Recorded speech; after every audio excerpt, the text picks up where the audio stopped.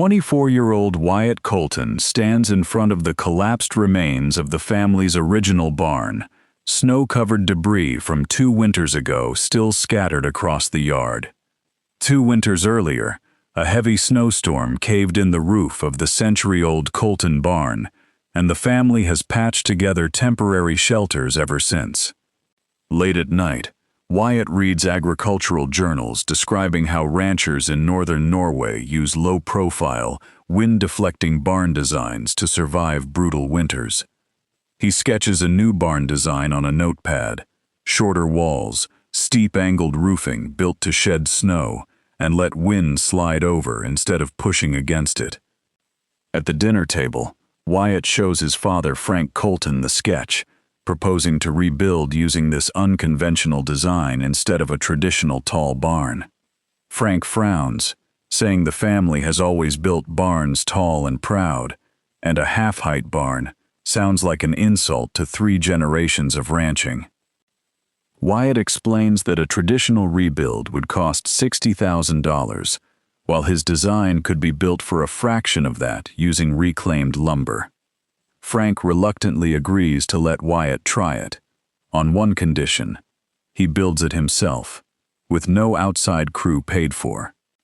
At the feed store, neighbor Dale Whitcomb overhears Wyatt describing the design and laughs, calling it a glorified tool shed that won't survive one hard winter.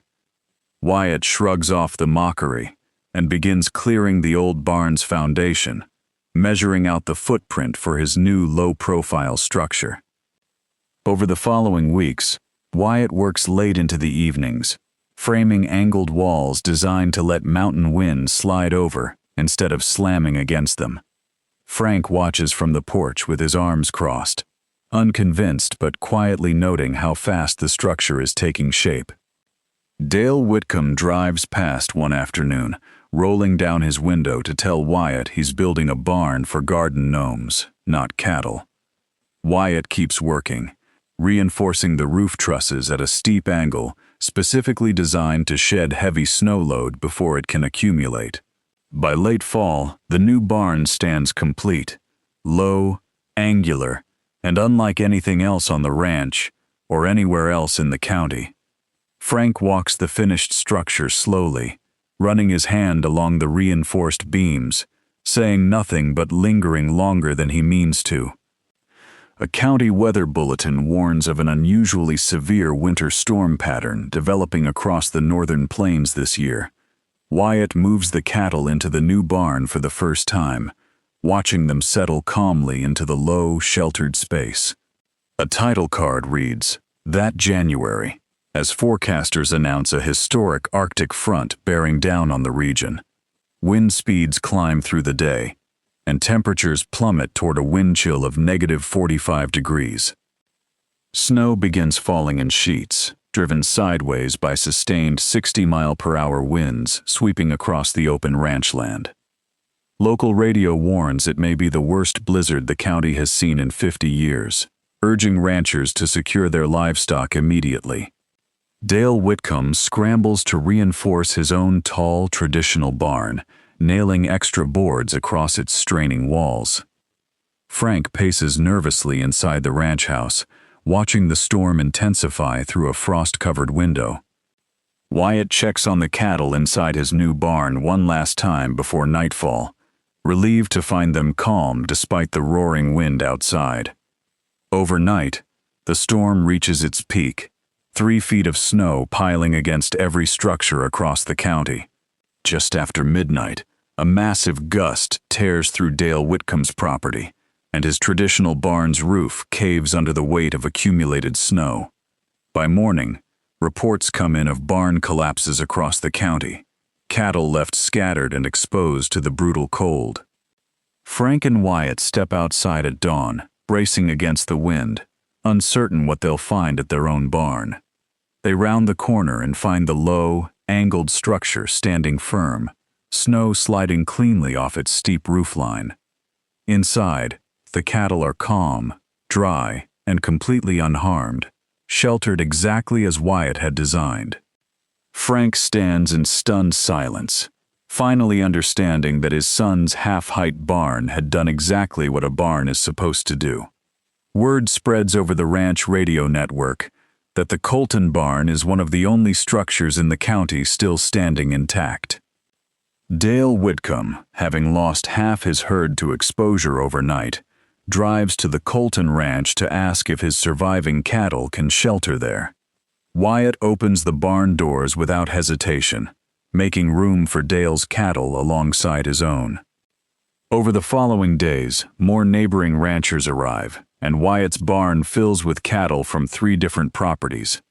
A county extension agent visits to document the barn's design, calling it the most effective livestock shelter she's seen anywhere in the region.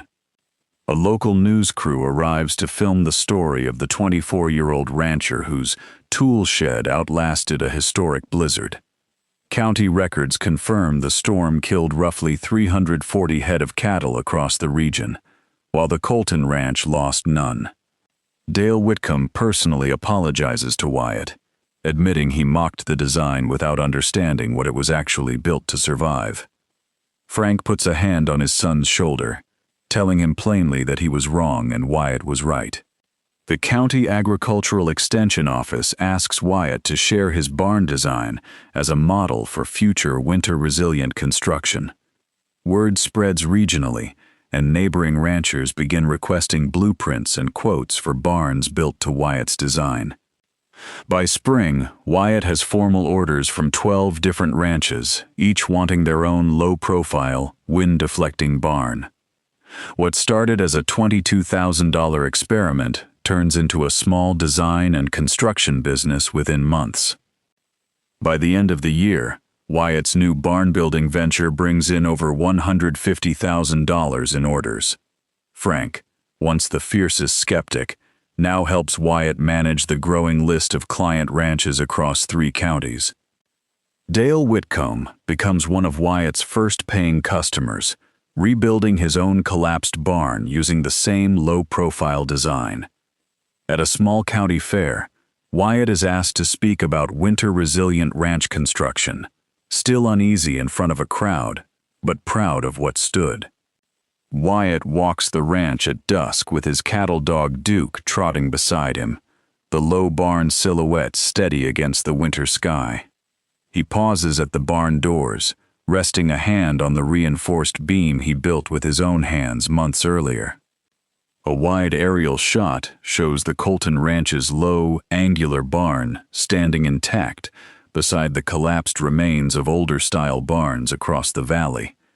The narrator reflects that a barn everyone called half-finished ended up being the only one built for the winter it actually had to survive. A text overlay states the final numbers: $22,000 to build, 0 cattle lost, $150,000 in first-year orders. The narrator notes that Wyatt never set out to prove anyone wrong. He just wanted a barn that actually worked. In the closing shot, Wyatt and Duke sit together on a hay bale at dusk, the barn glowing warmly behind them under a clear winter sky. A calm, wide atmospheric shot lingers on the snow-covered ranch at dusk, smoke rising gently from the farmhouse chimney, purely reflective and quiet. The narrator delivers the channel's signature closing line: "Out here in the hollows, the land always tells the truth. You just have to listen long enough." The narrator adds a story-woven invitation: "If you want to keep hearing the stories nobody else told, stay close. There's another unheard farmer waiting next week." The narrator teases what's next. Next time, we head to a coastal Georgia farm where a young beekeeper's overlooked hives end up being the only thing standing between a fruit orchard and total collapse. The final shot fades on the low, angular barn standing quietly under a star-filled winter sky, a single porch light glowing in the distance as the screen fades to black.